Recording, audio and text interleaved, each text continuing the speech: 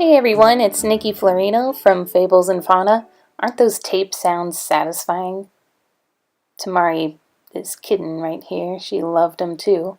Although she didn't want to paint for me, so. Anyway, I'm a children's book author and illustrator. My book is called Amelia the Flying Cat, and I will link to it in the description below. But my goal is to keep going and make more books. And it feels like my next book should definitely be the characters from my logo because they're my mascots. Kind of makes sense, right?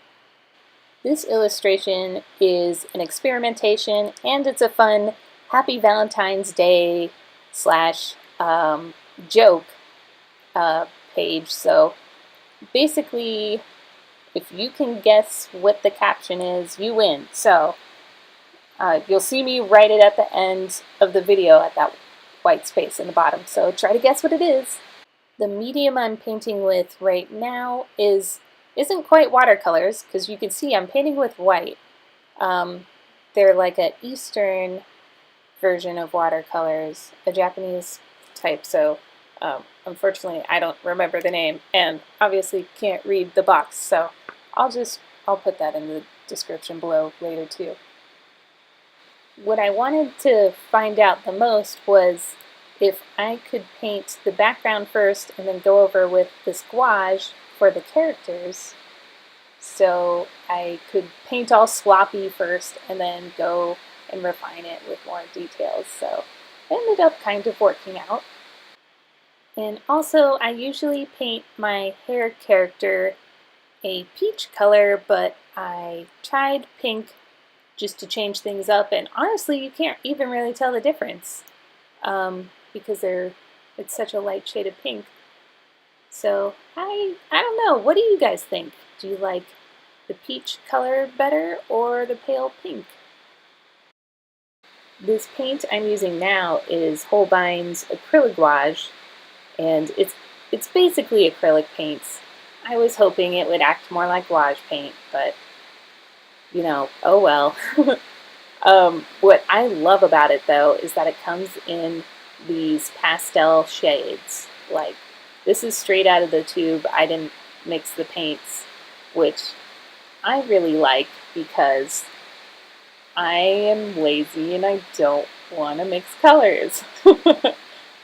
I'll admit it. That's what I love about the Copic markers too, and that's what I used for my first children's book, Amelia the Flying Cat, and that worked out great for me, but I'm trying to expand my capabilities here and use paints rather than markers, and it's kind of an unknown territory for me.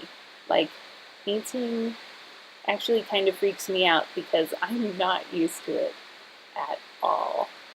But whenever I see watercolor paintings or those beautiful backgrounds from Studio Ghibli movies, it just makes me wish I could paint.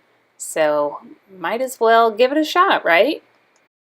Although since I'm so used to inking my line art, I couldn't stand the non-inked lines. I had to at least add in the face in blue, and I regretted that later. I tried outlining the hair in blue. Let's see what I'm doing now. I didn't like how it turned out, and I kind of switched my strategy here while I was trying to think, what am I going to do about those blue lines?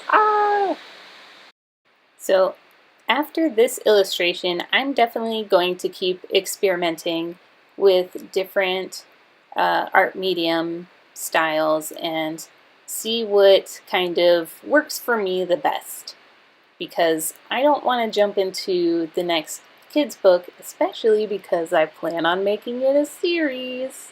I would hate to end up picking something that just didn't work for me, and I would, I want to look forward to making the next books for a long time to come, so I gotta make sure it works. So stay tuned because I will be making more time-lapse videos like this.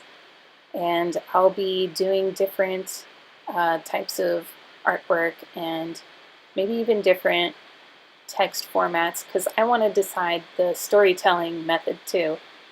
Oh, and my solution to the blue lines was to go back to my good old brush pen. That's the exact same pen that I used to ink Amelia the Flying Cat as well. It's a Tombow soft brush pen, and I love it.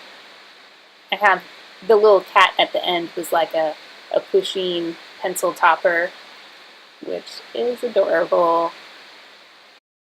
So have you figured out yet what the caption's going to be? Because the reveal's coming up. Drumroll!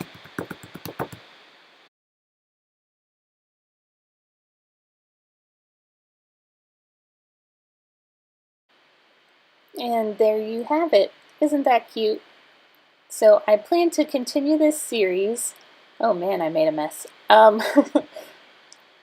I plan to continue this series doing a visual development sort of behind the scenes sneak peek for you guys so you can see what I go through to develop my kids' books before I dive into illustrating every page. There's a lot that goes into every book, so I want to take you on that journey with me. Thank you so much for watching, and remember to never give up and to never grow up. Bye!